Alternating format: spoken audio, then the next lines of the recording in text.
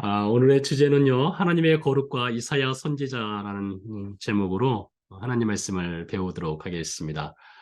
하나님을 만난 이사야가 되겠는데요. 네 번째 주제가 되겠습니다.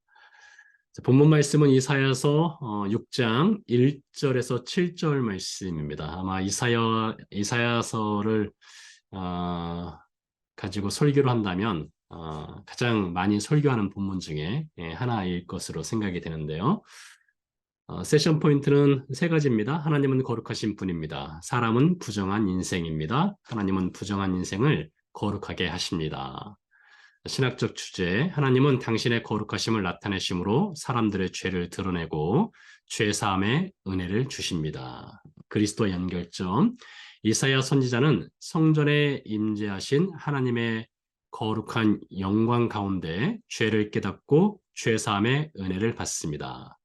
예수님은 죄사함을 주시는 성전의 희생 제물로 세상에 오셨습니다. 라는 주제로 이사야서 6장 1절에서 7절 말씀을 살펴보도록 하겠습니다.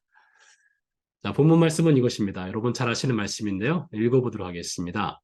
우시야 왕이 죽던 해에 내가 본즉 주께서 높이 들린 보좌에 앉으셨는데 그의 옷자락은 성전에 가득하였고 스랍들이 모시고 섰는데 각기 6날개가 있어 그 둘로는 자기의 얼굴을 가리었고 그 둘로는 자기의 발을 가리었고 그 둘로는 날며 약간 복잡하죠. 네, 여기 밑에 그림을 준비해 왔는데요. 예루살렘에 가면은 이스라엘 박물관이라고 있어요. 박물관에 가면 이 스랍의 형상을 조형물로 만들어 놓은 것이 있습니다. 여기 보니까 6날개가 있다겠죠. 그리고 그 둘로는 자기의 얼굴을 가렸다라고 되어 있는데 여기 잘 보시면 얼굴을 가린 날개를 볼 수가 있습니다. 그 둘로는 자기의 발을 가렸다. 발도 여기 살짝 드러나는데요. 화면이 크시면 보기가 좋을 것 같기도 합니다. 이 날개로 자기의 발을 가리고 있는 장면을 또한 이렇게 볼 수 있습니다. 발을 가리고 얼굴을 가리고 날개가 하나, 둘, 셋, 넷, 그리고 위에 펼쳐진 날개 2개가 더 있습니다. 총 6개가죠. 그러니까 수랍들이 모시고 섰는데 각기 6날개가 있어 6개의 날개를 표현하고 얼굴을 가리고 있고 발을 가리고 있고 둘로는 날아다닌다. 이런 스랍들이 보이고요. 서로 불러 이르되 거룩하다 거룩하다 거룩하다 만군의 여호와여 그의 영광이 온 땅에 충만하도다 하더라. 거룩하다 거룩하다 거룩하다 3번을 표현했는데요. 구약 성경에는 이 3번 연거퍼서 거룩하다라는 표현을 하나님께 드리는 장면은 이사야서 6장 3절이 유일합니다. 3번에 걸쳐서 하나님의 거룩하심을 이렇게 찬양하는 것이죠. 이같이 화답하는 자의 소리로 말미암아 문지방에 터가 요동하며 성전의 연기가 충만한지라. 그때 내가 말하되 화로다 나여 망하게 되었도다. 나는 입술이 부정한 사람이요 나는 입술이 부정한 백성 중에 거주하면서 만군의 여호와이신 왕을 배웠음이로다 하였더라. 그때 그 스랍 중에 하나가 부젓가락으로 제단에서 집은 바 핀 숯을 손에 가지고 내게로 날아와서 그것을 내 입술에 대며 이르되 보라 이것이 내 입에 닿았으니 내 악이 제하여졌고 내 죄가 사하여졌느니라 라는 말씀이 되겠습니다. 그 뒤에 이사야 선지자가 하나님으로 또 보냄받는 사건까지 이어지는데요. 자, 이 장면을 통해서 하나님의 거룩하심을 먼저 보도록 하겠습니다. 이사야가 있었던 현장은 정확하게 알 수 없습니다. 근데 아마 이사야가 이 성전과 관련된 말을 하는 거 보니까 그가 혹시 성전에서 하나님의 어떤 영광을 보았을 수 있겠다라고 추정을 해볼 수가 있겠는데요. 그가 혹 성전에 있었다면 그는 제사장이었기 때문에 성전에 들어갈 자격이 있었던 사람이죠. 그래서 성전에 들어가서 어떤 제사 업무를 보았는지 정확하게 알 수 없으나 성전에서 영광을 보게 되는데 높이 들린 보좌에 앉으신 주 하나님을 보게 됩니다. 그러니까 뭐 그림으로 그리기는 제가 부족하니까 성전, 템플에 있었다면 하늘 위에 해본 하늘 위에 높이 계신 하나님의 영광의 보좌를 보게 된 것이죠. 그때 스랍들 어떤 천상의 존재입니다. 천상의 어떤 디바인 크리에이처, 천상의 존재가 하나님을 향해서 찬양을 하는 겁니다. 거룩하다 거룩하다 거룩하다 만군의 여호와여 그의 영광이 온 땅에 충만하도다. 네, 그러면서 하나님의 영광이 충만하면서 성전의 연기가 충만하였습니다. 근데 이러한 성전의 연기가 충만한 하나님의 영광이 하늘에 계신 하나님의 거룩한 영광이 이 땅 아래까지 충만한 이런 사건들이 성경에 흔하진 않지만 몇 차례 등장합니다. 특별히 출애굽기 40장에 보면 이스라엘 백성들이 성막을 만든 후에 하나님께 봉헌하였을 때에 이런 말씀이 있습니다. 구름이 회막에 덮이고 여호와의 영광이 성막에 충만함에 모세가 회막에 들어갈 수 없었으니 이는 구름이 회막 위에 덮이고 여호와의 영광이 성막에 충만함이었으며 여기 보시면 이 구름이라는 표현이 있는데요. 이 구름은 하나님의 임재를 상징하는 것이 되겠습니다. 하나님께서 임재하실 때에 이 구름이라고 하는 것을 통해서 그 임재를 나타내시곤 하셨습니다. 근데 영광의 구름이 하나님의 성막에 충만해서 모세가 그 안에 들어갈 수 없었다라고 되어 있죠. 여기도 보면 하나님의 영광이 여호와의 영광이 충만했다라고 되어 있고 이사야서에서도 보면 성전의 연기가 충만하였다. 그러니까 하나님의 영광이 충만하였다는 것이죠. 하나님의 거룩한 영광이 성막 그리고 성전에 임재하시는 것을 볼 수 있고요. 오른편에 보시는 사진은 이스라엘에 가면 볼 수 있는 모세의 성막이 되겠습니다. 이 딥나라고 하는 곳인데요. 이스라엘 남부에 있는 네게부 지역에 가면 모세의 성막을 그대로 재현해 놓은 성막이 있습니다. 가서 실제로 보게 되면 이 성경에는 매우 복잡하게 성막에 대해서 설명을 해놓고 있는데 별로 보잘것 없습니다. 그렇게 감동스러울 만한 그런 성막은 아닙니다. 이 보시면 번제단이 있어요. 예, 번제단이 있고 그 앞에 물두멍이 있고 그 뒤쪽으로 천막이 하나 더 있는데요. 이게 바로 지성소입니다. 홀리 오브 홀리니스라고 해서 지성소가 되겠죠. 여기 문이 있습니다. 예. 제가 보기에 이 문은 잘못 만든 것 같아요. 문 사이즈가 너무 작습니다. 설교중에 말씀드린 문 사이즈가 대략 한 9m에서 10m 된다겠죠? 근데 실제 가서 보면 문 사이즈는 그렇게 넓지가 않습니다. 자, 이렇게 통과해서 번제단을 거쳐서 지성소로 들어가는 것이 되겠는데요. 이 모세 성막에 하나님의 영광에 구름이 충만히 임재하는 것입니다. 하나님의 거룩함이 하늘에 계신 하나님의 거룩함이 땅에 임재하시는 장면을 출애굽기 40장에서 표현하고 있고요. 솔로몬이 성전을 건축하고 나서 하나님께 봉헌했을 때 비슷한 장면이 또 등장합니다. 제사장이 성소에서 나올 때에 여기서 구름이 등장하죠. 여호와의 성전에 가득함에 충만함에 가득함에 같은 표현 아니겠습니까? 제사장이 그 구름으로 말미암아 능히 있어서 섬기지 못하였으니 이는 여호와의 영광이 여호와의 성전에 가득함이었더라. 우리가 이 장면을 통해서 우리가 배울 수 있는 것은요. 우리가 하나님을 예배해야 하는 시간이 있지 않습니까? 이 예배의 시간이라고 하는 것은 하나님의 영광의 임재가 있는 시간이에요. 요한복음 4장에 보면 예수님께서 말씀하셨죠. 하나님은 신령과 진리로 예배하는 자를 찾으신다라고 말씀하시지 않습니까? 하나님은 그 하나님이 찾으시는 예배자를 만나기 위해서 임재하시는 분이세요. 그래서 우리가 성전에서 예배를 드리는 그 시간은 우리가 느끼든지 느끼지 않든지 하나님의 영광이 충만히 임재하시는 시간입니다. 근데 그 영광은 어떤 영광이냐? 거룩한 영광이에요. 하나님의 거룩한 영광. 자, 그래서 그 거룩에 대해서 좀 살펴보려고 하는데요. 거룩, 이 단어는 카도시라고 합니다. 히브리 말로는 카도시. 자, 그래서 이 거룩에 대한 설명을 하기 위해서 성경 구절 몇 개를 좀 가져와 봤습니다. 이 거룩이라는 것이 도대체 무엇이냐? 첫 번째로 보면 하나님이 이르시되 이리로 가까이 오지 말라. 내가 선 곳은 거룩한 땅이니 내 발에서 신을 벗으라 하였습니다. 출애굽기 3장 5절 말씀. 하나님 모세를 만난 시내산의 장면이죠. 내가 선 곳은 거룩한 땅이라겠습니다. 시내산이 거룩하겠습니까? 그렇지 않죠. 그 땅에 하나님의 임재가 있으니까 거룩한 곳이죠. 그러니까 하나님의 임재가 있는 곳은 거룩한 곳입니다. 여호와의 신 중에 주와 같은 자가 누구니까? 주와 같이 거룩함으로 영광스러우며. 거룩이라는 것이 무엇이냐? 영광입니다. 거룩은 찬송할 만한 위엄입니다. 거룩의 정의가 무엇이냐? 거룩은 영광이고 거룩은 찬송할 만한 위엄이 있는 것이고 거룩은 기이한 일을 향하는 것, 어떤 능력을 향하는 것을 거룩이라고 할 수가 있어요. 물론 거룩의 기본적인 뜻은 separation, 구별, 구분, 분리 이런 뜻도 있지만 하나님이 인지하시는 것은 거룩한 것이고 하나님의 거룩은 영광스러운 것이고 찬양할 만한 것이고 위엄이 있는 것이고 기이한 것 이것을 거룩이라고 할 수가 있어요. 또 다른 성경 구절을 볼까요? 여호와와 같은 같이 거룩하신 이가 없으시니 이는 주밖에 다른 이가 없고 우리 하나님 같은 반석도 없으심이니라 했습니다. 하나님과 같은 거룩하신 이가 없대요. 근데 하나님은 거룩하신 분인데 하나님에 대한 표현을 반석으로 표현했습니다. 반석 돌로 표현했는데 이것은 변함이 없다는 뜻입니다. 거룩은 변함이 없어요. 거룩은 변함이 없는 것. 여호와께서 열방의 목전에서 그의 거룩한 팔을 나타내셨으므로 땅끝까지도 모두 우리 하나님의 구원을 보았도다.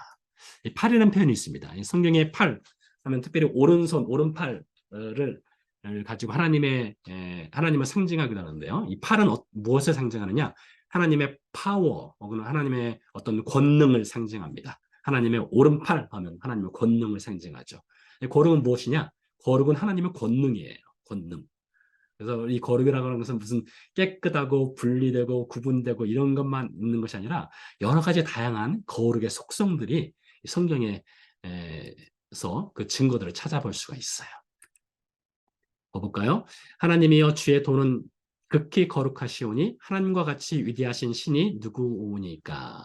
여기 보니까 주의 도가 거룩하대요. 주의 도, 즉 주의 말씀입니다. 우리가 읽는 하나님의 말씀이 거룩하대요. 우리가 읽는 하나님의 말씀이 거룩하다. 우리가 주의 거룩하신 이름을 감사하며 주의 영예를 찬양하게 하소서. 무엇이 거룩하냐? 하나님의 이름이 거룩하다라고 말하고 있습니다. 하나님의 이름이 거룩하다. 그러니 여러분 이러한 성경 구절들을 가지고 이 거룩이라는 것을 거룩의 속성을 찾아보면 매우 다양한 거룩함을 우리가 발견할 수 있습니다. 하나님이 인지하신 것이 거룩하고 영광, 찬양, 위엄, 능력, 기이한 일, 변함이 없으신 것, 권능의 팔, 하나님의 말씀, 그리고 하나님의 이름이 거룩하다라고 볼 수가 있어요. 제가 이 말씀을 준비하면서요, 이 거룩에 관한 단어를 그 구약 성경을 통해서 찾아보니까 대략 600여 개의 단어와 관련된 거룩의 표현들이 등장하더라고요. 쭉 읽다 보니까 어떤 생각이 드는가 하면요. 거룩을 읽으면 거룩해질 수 있겠구나. 그런 생각이 들어요. 여러분, 거룩함에 대한 것을 묵상하면 거룩해질 수 있겠더라고요. 거룩함을 묵상하면 거룩한 생각이 들어오고 부정한 것을 읽게 되면 부정한 생각이 들어오는 겁니다. 자, 좀 더 보도록 하겠습니다. 이번에는 그 하나님께서 우리 믿는 백성들에게 요구하는 것을 좀 보도록 할게요. 믿는 백성들에게 요구하는 거룩하심이 있어요. 너희가 내게 대하여 제사장 나라가 되며 거룩한 백성이 되리라 했어요. 하나님이 요구하시는 것이 무엇입니까? 우리에게 거룩한 백성이 되라. 이것을 요구해요. 나는 너희의 하나님이 되려고 너희를 애굽 땅에서 인도하여 낸 여호와라. 잠시 뒤에 이 말씀을 한 번 더 살펴보기도 할 텐데 매우 중요한 표현입니다. 내가 거룩하니 너희도 거룩할지니라. 하나님은 이스라엘 백성 혹은 우리를 죄에서 구원하시기만 하시는 분이 아닙니다. 우리에게 죄에서 구원하실 뿐만 아니라 우리를 거룩함으로 인도하시는 분이세요. 우리가 이번 고린도전서를 통해서 신자의 영적 성장이란 주제로 살펴보게 될 텐데 우리의 영적 성장의 목표 중에 하나는 거룩함이 분명히 들어가 있어야 될 필요성도 있겠습니다. 너는 여호와 내 하나님의 성민이라. 거룩한 백성이라는 뜻이죠. 내 하나님 여호와께서 지상 만민 중에서 너를 자기 기업의 백성으로 택하셨나니. 하나님의 성민, 하나님의 거룩한 백성이래요. 하나님께서 우리에게 요구하시는 것이 무엇입니까? 죄로부터 우리를 자유케 하실 뿐만 아니라 우리로 하여금 거룩한 백성의 삶을 살아갈 것을 하나님이 요구하셔요.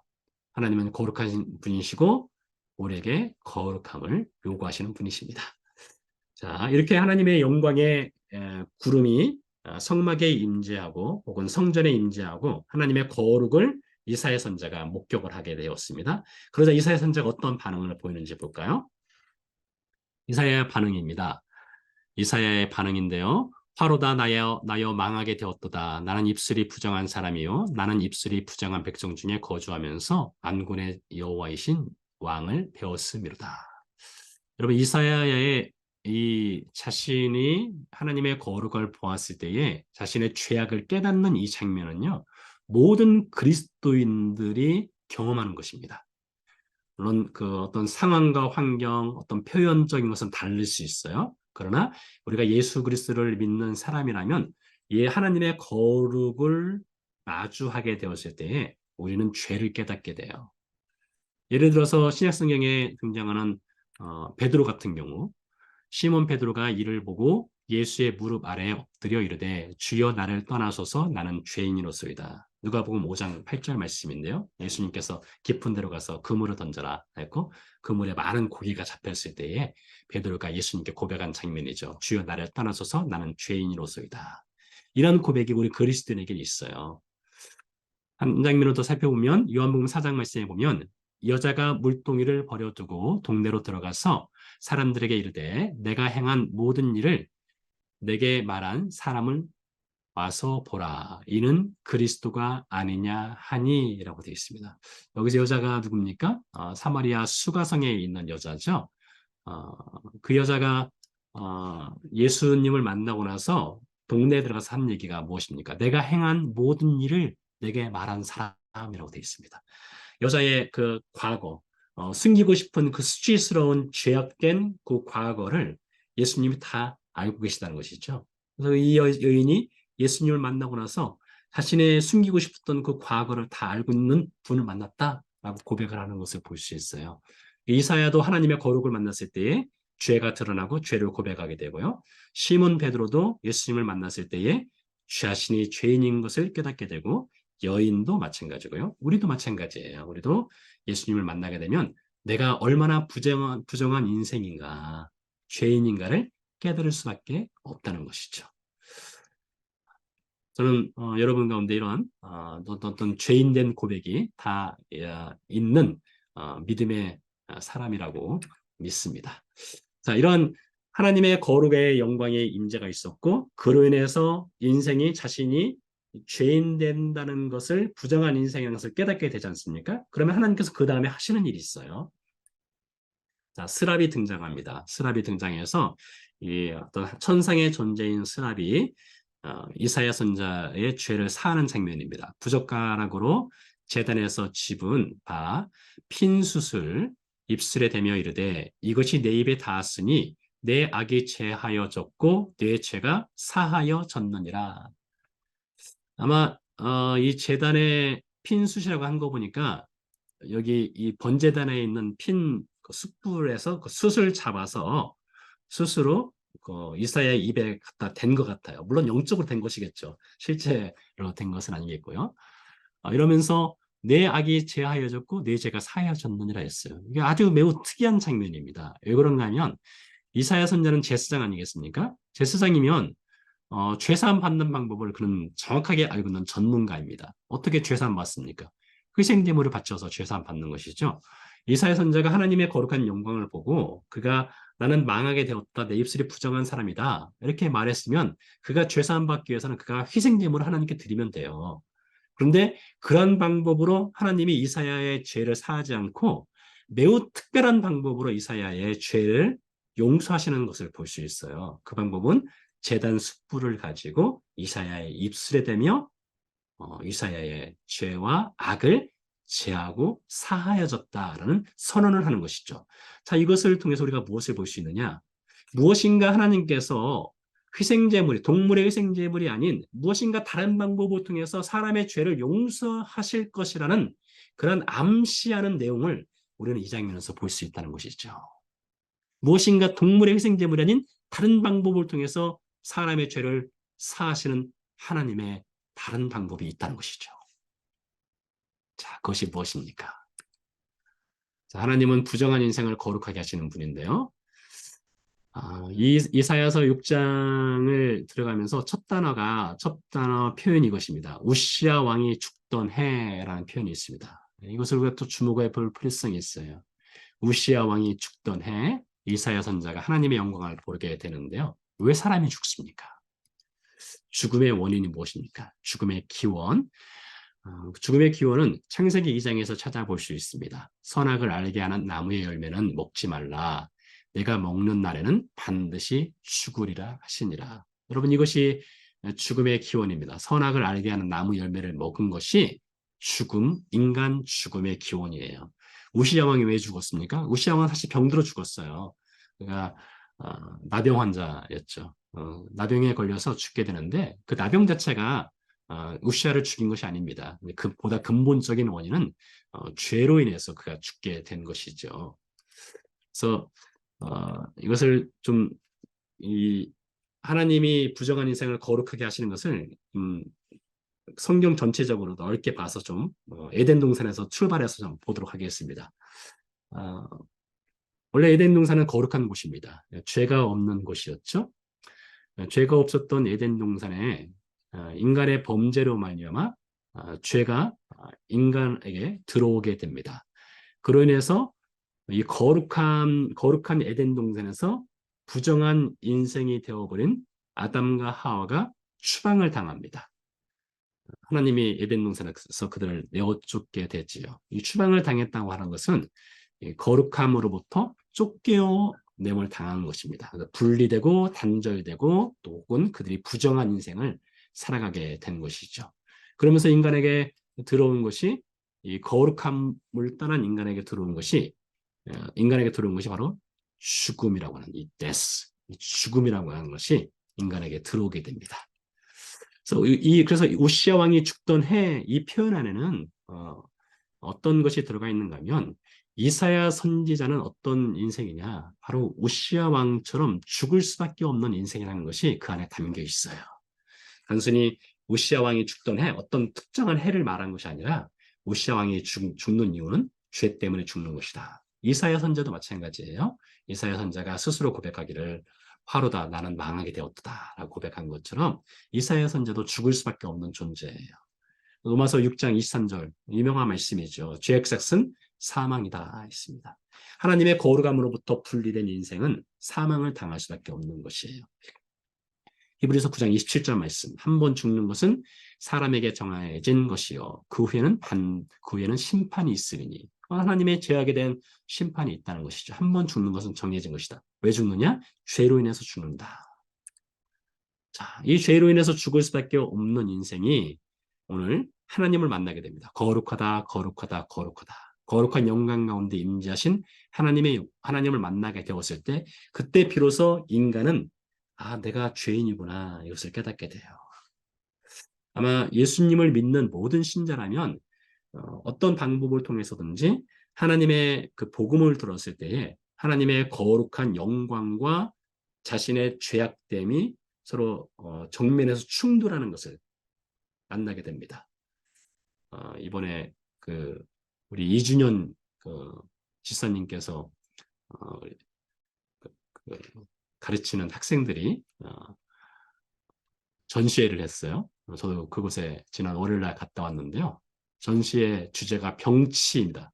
병치. 서로 무엇인가 어떤 대조를 이루고 있는 그런 장면들을 가지고 사진전을 열었어요. 그와 비슷합니다. 거룩하다, 거룩하다, 거룩하다. 하나님의 영광과 인간의 죄악이 서로 마주서게 돼요. 그랬을 때에 어떤 일이 벌어지느냐. 하루다 나는 망하게 되었다. 인간이 자신의 죄악이 드러나게 되었을 때에 하나님께서 그 죄악을 사해 주시는 역사가 일어나요. 제단의 숯불, 내 악이 제하여졌고 내 죄가 사하여 졌느니라. 자, 여기서 말씀드린 대로 반복해서 말씀드리겠는데요. 희생제물을 통한 죄사함이 아닙니다. 다른 방법을 통한 죄사함을 하나님께서 이사야 선지자에게 해 주신 것을 볼 수가 있어요. 이것을 히브리서에서 우리가 확인할 수 있는데요. 히브리서 10장 11절 12절 말씀입니다. 제사장마다 매일 서서 섬기며 자주 같은 제사를 드리되 이 제사는 언제나 죄를 없게 하지 못하거니와. 얼마나 충격적인 표현입니까? 이스라엘 사람들이 이 히브리서 기자가 쓴 이 성경 구절을 보았다면 정말 충격받을 수밖에 없었을 거예요. 제사장마다. 이 제사장에는 이사야 선지자도 포함되죠. 이사야 선지자도 매일마다 제사를 드리는 제사장 아니었습니까? 근데 매일 서서 섬기며 자주 같은 제사를 드렸대요. 근데 이 제사는 언제나 죄를 없게 하지 못하였다라고 선언을 하고 있어요. 그러면서 오직 그리스도는 죄를 위하여 한 영원한 제사를 드리시고 하나님 우편에 앉으셨다. 그리스도가 죄를 위해서 제사를 드리셨다는 거예요. 그래서 어찌 보면 이 제단의 숯불이 상징하는 것이 무엇이냐? 제단의 숯불은 바로 예수 그리스도, 예수 그리스도를 상징하는 것이라고 할 수가 있어요.